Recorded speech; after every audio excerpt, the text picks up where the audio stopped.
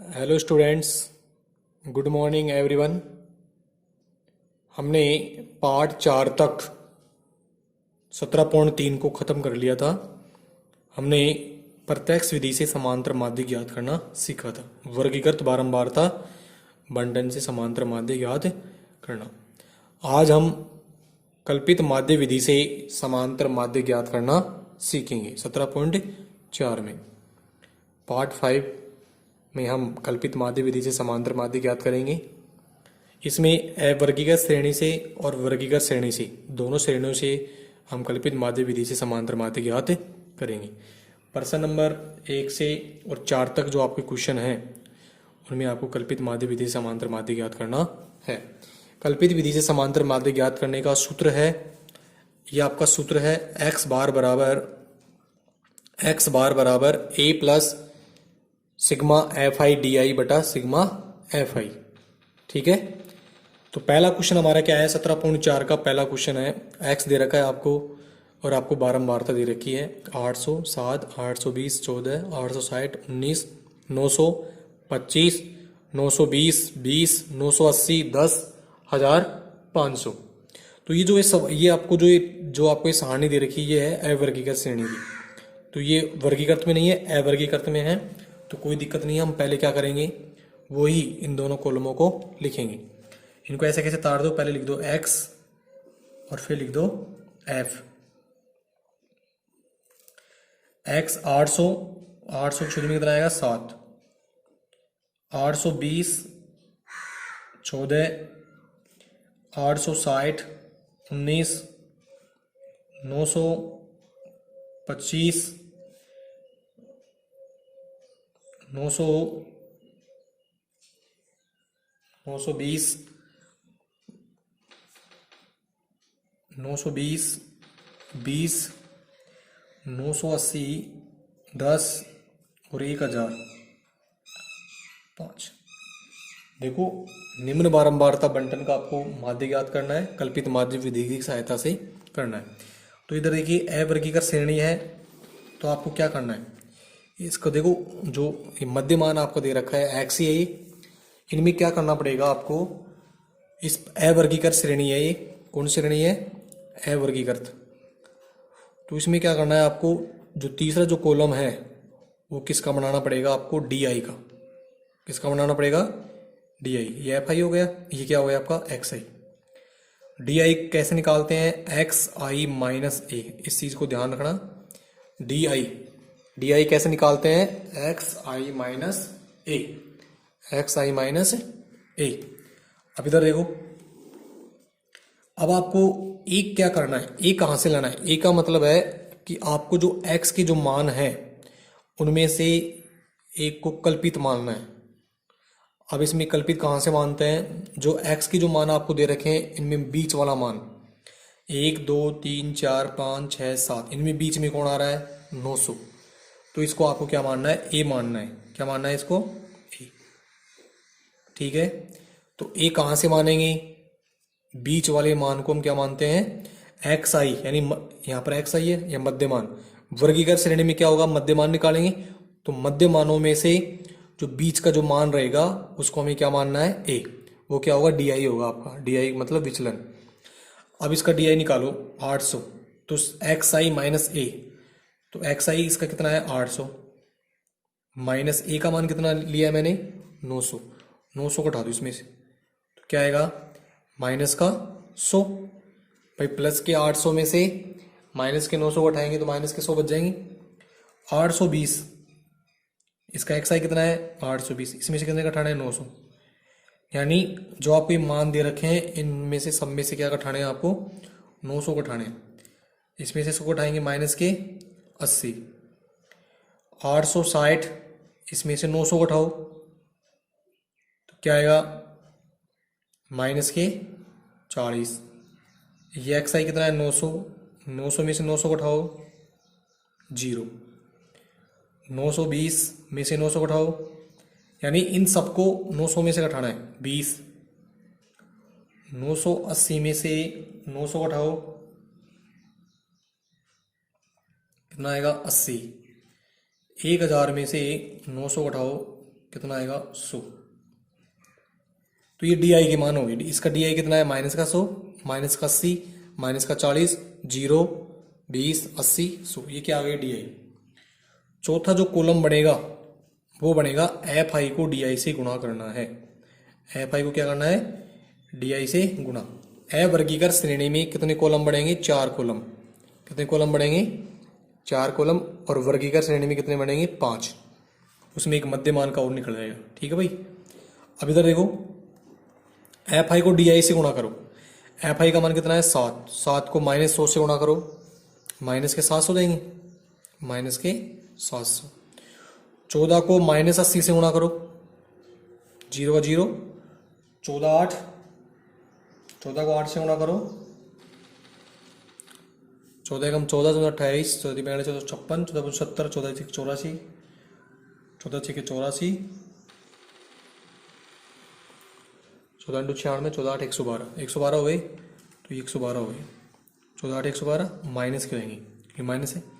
19 को करो 0, 19 चौक 76, 19 57, 76, माइनस के 760। 25 को 0 से कराएंगे 0, 20 को 20 से गुणा करते हैं 400, 10 को 80 से गुणा करेंगे 800, 5 को 100 से गुणा करो 500। ये मैंने क्या कर दिया है, एफ आई को डी आई से क्या कर दिया है, गुणा। डी आई कैसे निकालते हैं, एक्स आई माइनस ए। अब हम क्या करेंगे, 2 नंबर और जो 4 नंबर का जो कॉलम है उनको क्या कर देंगे, जोड़ देंगे, सिग्मा एफ आई। क्योंकि हमारे सूत्र में क्या आ रहा है, सिग्मा एफ आई, बारंबारता का योग करो। सिग्मा एफ आई बराबर 7 और 4 11, 11 9 20, 20 और 5 25, 25 और 5 30। हासिल कितनी आई, 3, 3 और 1 4, 4 और 1 5, 5, 5 और 2 7, 7 और 2 9, 9 और 1 10।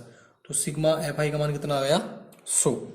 अब किसका निकालेंगे, sigma F I D I, यानी एफ आई को और डी आई को गुणा करने पर जो आ रहे हैं इनका योग करना आपको।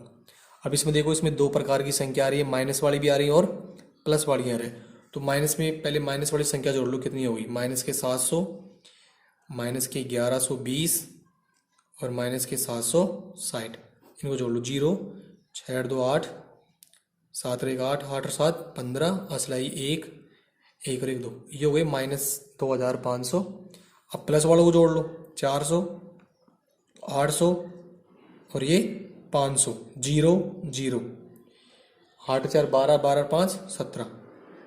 तो प्लस के तो कितने हो गए 1700 और माइनस के 2580। अब इन दोनों में बड़ा कौन है, इसमें से इसको उठा दो। माइनस के 2580 में से 1700 उठाओ, 0 8, 15 में 7 गए तो 8, इधर से लागे 0 जाएगा, 0 जाएगा, 0 8, 15 में 7 गया 8, 0, 880 आ गया। कितना आ गया, 880 यहाँ पर लिख दो। किसका बचा है वो, माइनस के 880, क्योंकि माइनस का बचेगा, क्योंकि माइनस का मान क्या है, ज़्यादा है। अब आपको क्या करना है, सूत्र लगाना है। सूत्र किसका, समांतर माध्य का। कल्पित विधि से समांतर माध्य का सूत्र क्या होता है, कल्पित विधि से समांतर माध्य है, कल्पित विधि से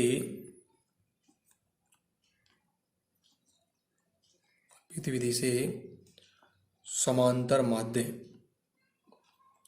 x बार बराबर a प्लस सूत्र याद है आपको, sigma F I D I बटा सिग्मा एफ आई। अभी सूत्र में आपको क्या करना है, मान रखने हैं। ए का मान कितना है 900, हमने कल्पित क्या माना था 900, तो 900 रख दिया, plus sigma F I D I का मान कितना है माइनस के 880, तो माइनस की संख्या आती कोष्टक में लेना है, माइनस के 880 बटा सिग्मा एफ आई का मान कितना है 100, यहाँ पर रख दिया मैंने 100। ओके, 100 पर से 100 पर क्या हो गई, कैंसिल, 900 का 900 लिख दिया मैंने 900। अब क्या करना है, ये प्लस का चिन्ह है, ये माइनस का चिन्ह है, प्लस माइनस क्या जाएगा माइनस, 88 बटा 10। ठीक है, 900 माइनस 10 का भाग 88 में देंगे तो एक संख्या छोड़ के पॉइंट लगा देंगे, 8.8। 900 में से 8.8 घटाओ, 8.8, 2 बच जाएगा, ठीक है। इधर क्या बचेगा, असली इधर आ जाएगी 1 9 891.2। ये किसका मान आ गया, समांतर माध्य आ गया। पहला क्वेश्चन क्या हो गया, कंप्लीट हो गया। ठीक है भाई। तो कल्पित विधि से माध्य ज्ञात करना, एक सवाल आपको समझ में आ जाना चाहिए, सारे सवाल आप कर सकते हो। तो ये मैंने आपको समझाया अवर्गीकृत श्रेणी से। ठीक है, सूत्र याद कर लेना, x बार बराबर a plus sigma F I D I बटा सिग्मा एफ आई। और थोड़ा सा इसमें जोड़ बाकी गुणा भाग अच्छी तरह से आने चाहिए। जोड़ बाकी गुणा भाग गलत कर दोगे, सारी मेहनत के ऊपर पानी फिर जाएगा। ठीक है, तो ये कौन सी विधि से हो गया, अवर्गीकृत श्रेणी से। क्वेश्चन नंबर इसका जो दूसरा है, क्वेश्चन नंबर इसका दूसरा है, इसी प्रकार से होगा। आप अपनी बुक में देखकर उसको इस क्वेश्चन को कर लेना। ठीक है, अब मैं आपको वर्गीकृत श्रेणी से समांतर माध्य ज्ञात करना बता रहा हूं। मैं एक सवाल के माध्यम से, मैं एक सवाल ले रहा हूं जिसको मैं किससे बता रहा हूं, वर्गीकृत श्रेणी से। ठीक है, आप इसको अपनी नोटबुक में उतारते रहना। ठीक है, वीडियो को बीच में रोक लेना और फिर इसको आप उतार लेना। ठीक है, कोई भी दिक्कत हो तो मेरे को कमेंट लिख देना। अब मैं नेक्स्ट क्वेश्चन की बात करता हूं। इसका जो क्वेश्चन नंबर जो 7वां है, क्वेश्चन नंबर 7वां है कि निम्न बारंबारता बंटन से माध्य ज्ञात कीजिए। निम्न बारंबारता बंटन से माध्य ज्ञात कीजिए।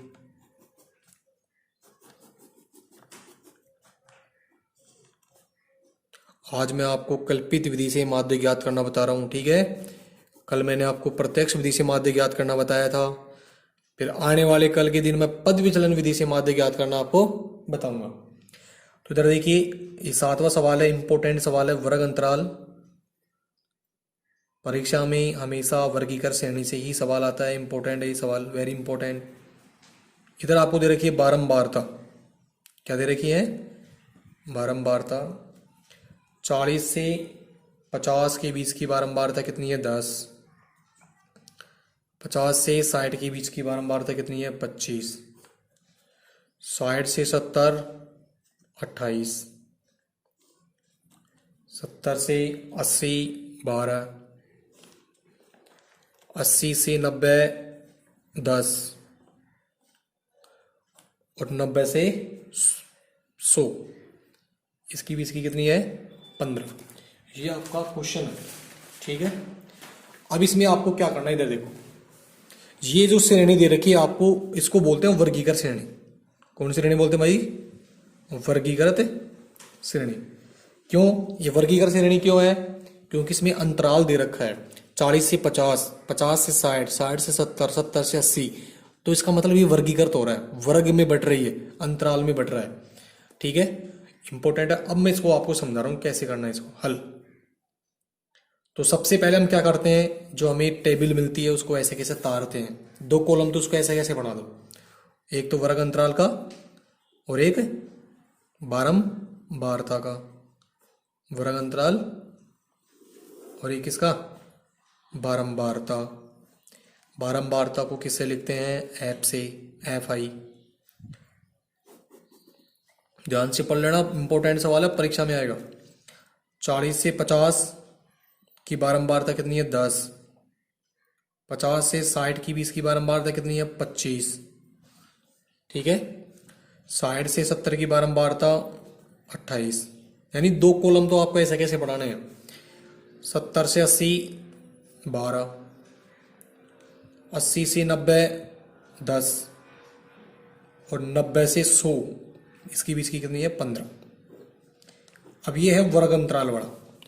अब वर्ग अंतराल का जब भी सवाल आएगा तो आपको मध्यमान निकालना पड़ेगा। क्या निकालना पड़ेगा भाई, मध्यमान। मध्यमान को लिखते हैं हम किससे, एक्स आई से। मध्यमान को किससे लिखते हैं, एक्स आई। मध्यमान को किससे लिखते हैं, एक्स आई से।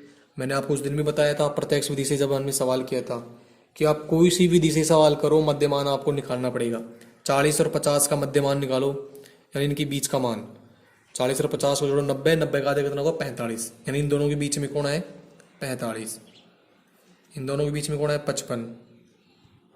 इनको जोड़ लेना या 2 का भाग देना। निम्न सीमा प्लस उस सीमा बटा 2। 10 का अंतर आ रहा है 65। फिर क्या आएगा 75। फिर क्या आएगा 85। और फिर क्या आएगा फिर क्या आएगा 95। ठीक है। अब चौथा जो कॉलम बनेगा, मैंने आपको अभी अभी क्वेश्चन समझाया उसकी तरह ही होगा। वो किसका बनेगा? डी आई का। किसका बनेगा भाई? D I. डी आई बराबर क्या होता है? एक्स आई माइनस ए। अब आपको ए चुनना पड़ेगा पहले। ए, अब ए कहाँ से चुनते हैं? जो आपके जो मध्यमान है, जो आपके मध्यमान है, मध्यमानों में से बीच का जो मान होता है वो मध्यमान होता है, वो ए होगा। क्या होगा? ए। अब इसमें देख लो, एक बार गिन लो, 1 2 3 4 5 6, अभी 6। अब इसमें देखो 3 नंबर का और 4 नंबर का दोनों बीच में हो सकते हैं, तो आप किसी एक को ले लेना। जैसे मैं 3 नंबर को ले रहा हूँ, ए मान रहा हूँ इसको, आप 4 नंबर वाले को मान सकते हो। विषम संख्या में हो तो कोई दिक्कत नहीं है। यदि सम संख्या में, यदि आपके पास बारंबारता आती है या मध्यमान आता है, तो आप 3 नंबर या 4 नंबर, यदि 6 हो तो ठीक है। ये मैंने मान लिया, क्या? ए मान लिया। अब आपको वो निकालना डी आई। विचलन कैसे निकालेंगे? एक्स आई के जितने भी मान है उनमें से एक निकाल दो। 45 माइनस 65 बराबर क्या बचेगा? 45 में से 65 घटा दो, माइनस के 20, माइनस के 20। 55 में से भी 65 घटाओ, माइनस के 10। 65 में से 65 घटाओ, क्या बचेगा? 0। 75 में से 65 घटाओ, प्लस के 10 बच जाएंगे। 85 में से 65 घटाओ, प्लस के 20 बच जाएंगे। 95 में से 65 घटाओ, प्लस के 30 बच जाएंगे। तो ये मैंने क्या निकाल दिया? D I. तो डी आई कितना है? माइनस का 20, माइनस का 10, इसके लिए माइनस का 10, इसके लिए 0, इसके लिए 10। यानी ये जो मान आपको मध्य मान दे रखे हैं, इन सब में से 65 घटाने हैं आपको। ठीक है। अब पांचवा कॉलम किसका बनेगा? एफ आई को डी आई से क्या करना है? गुणा करना है। एफ आई को डी आई से क्या करना है? गुणा। अब एफ आई कहाँ पर आपका? ये रहा 10। 10 को किससे गुणा करूंगा? माइनस 20 से। क्या आएगा? माइनस के 200। 25 को माइनस 10 से गुणा करूंगा, 250। 28 को 0 से गुणा करेंगे, 0। 12 को 10 से गुणा करो, 120। 10 को 20 से गुणा करो, 200। और 15 को 30 से गुणा करेंगे, 450। ठीक है। अब इसमें क्या होता है? 2 नंबर का कॉलम और 5 नंबर का कॉलम को क्या करते हैं? जोड़ते हैं, सिग्मा एफ आई। क्योंकि हमारे सूत्र में सिग्मा एफ आई आता है ना। अब इनको जोड़ लो। 5 और 8 13, 13 और 2 15, 15 और 5 20। हासिल कितनी आई? 2। 2 और 1 3, 3 और 2 5, 5 और 2 7, 7 और 1 8, 8 और 1 9, 9 और 1 10। तो सिग्मा एफ आई का जो मान है वो कितना हो गया? 100। कितना हो गया? 100 हो गया। अब हम क्या करेंगे? Sigma F I D I का मान निकालो।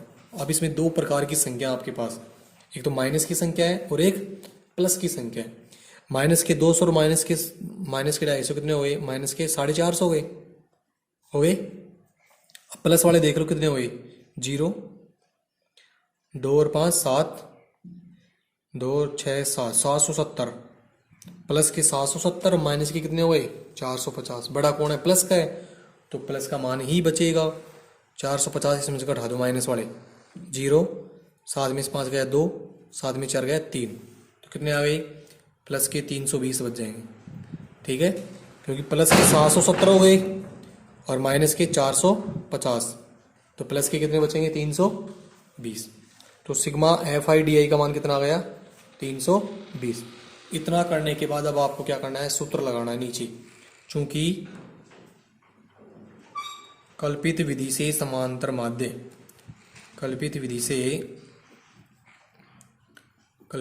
से समांतर माध्य,